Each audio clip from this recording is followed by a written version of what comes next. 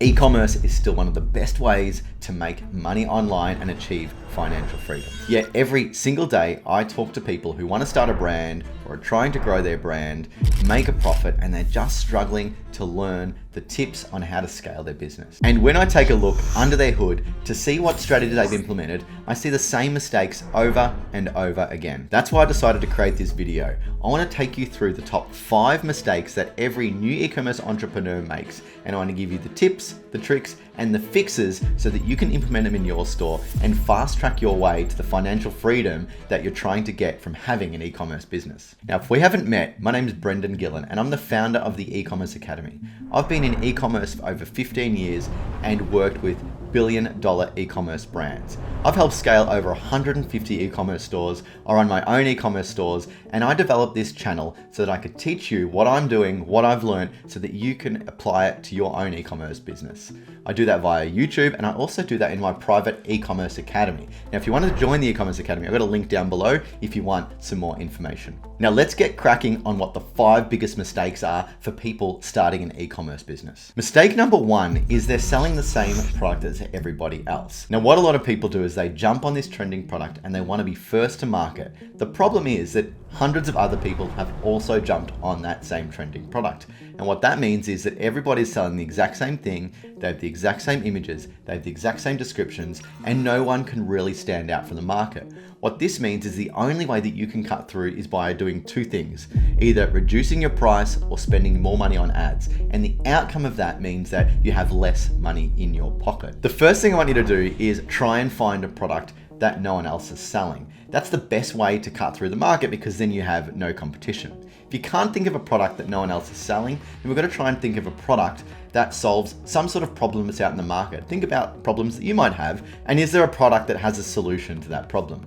And the final thing, which is probably the easiest one for you to do, is look at what trending products are out there and what improvements can you make to them. A good way to do this is have a look at the people that are selling the trending product that you thought you were going to sell. Read the reviews, read the comments, check the ads, and try and find out something that people want improved in that product. Then what you do is you go take that product, make the improvement, and then sell it into the market. That means that you can sell it for a higher price, you have less competition, and you can make more money. Mistake number 2 is focusing just on a single marketing channel to grow your business.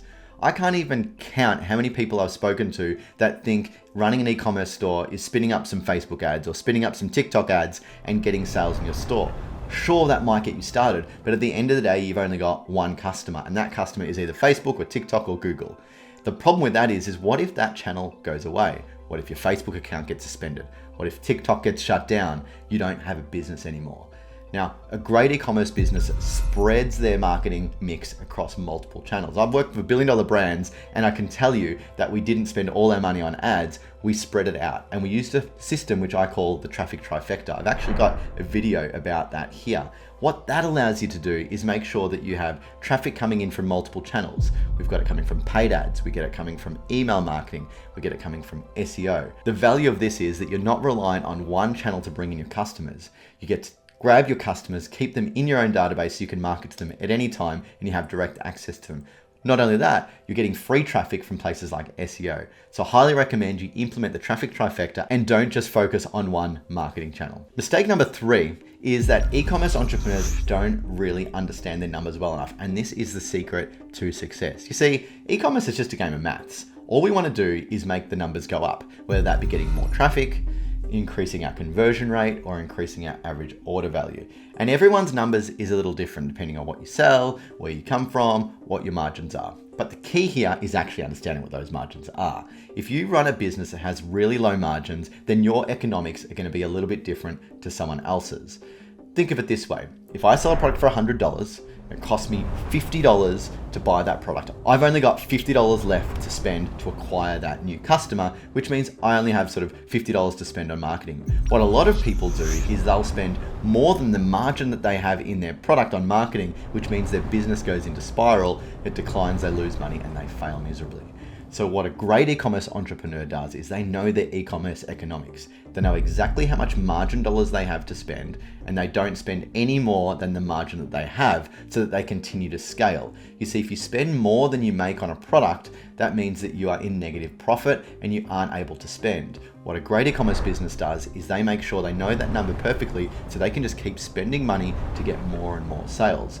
The secret to this though is improving your margins so you've got more to spend on marketing, because those who have bigger margins have more to spend and will win the race. So some recommendations here is we want to make sure that we have at least a 60% gross margin in our products. If we have anything less than 60%, it's going to be really hard to allocate money to run your business. It's going to be really hard to pay yourself, and it's going to be really hard to spend money on ads. So we work towards at least a minimum of 60% gross margin. Once we know that, then we can work out our metrics of how much are we prepared to spend to get a customer, how much are we prepared to spend of that margin to get a customer, and then we can just keep spending that all day, every day, spend more and more just to get those customers. When we know those unit economics, our business is infinitely scalable. Mistake number 4 is that we don't test and learn. Now, running a business is just solving a problem better than someone else. And what we need to do is we need to test and learn and improve over time. I see way too many people wait too long to actually try something.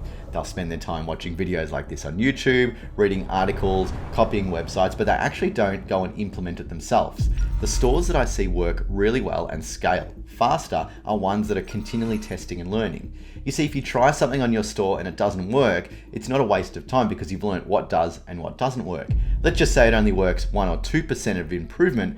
When we run our next test, we put that 1 or 2% improvement, and it means that our store has gotten 1 or 2% better. And if we keep getting 1 or 2% better every single day, that's going to compound and it's going to get you better results faster. So go out there, try, learn, fail fast, and it means that you can improve quicker. Don't be scared to try. Don't sit on your hands. The faster you do it, the quicker you're going to get results. This brings me to mistake number 5, which is probably the biggest mistake I see, and it is entrepreneurs quit too early. You see, success takes time, but actually success is guaranteed. If you do something long enough, time and time again, you're going to get better at it and you are going to be successful. What I want you to do is think about a business as a living thing. When you start a business, it's like something's being born, and then over time it grows, it learns, it gets better, it matures, it gets more experienced, and then eventually becomes this amazing thing. The older it gets, the better results you get, and the more successful it is. Now, what I see a lot of e-commerce entrepreneurs do is they'll start a business, they'll give it 12 months, doesn't get the results that they want, so they turn it off and they start another one. The problem with this is that their business starts to grow a little bit and they cut it down. Grows a little bit, they cut it down. They never give it time for it to learn, for you to optimize, for you to make it better. And the reason they do this is they're comparing their year 1 to someone else's year 10. Now, if I look at some of the biggest and most successful businesses in the world, they have been around a long time. And I'm sure if you look back to their first 1 to 5 years, it would have been pretty shaky. In fact, there's a book out by Phil Knight, who is the founder of Nike.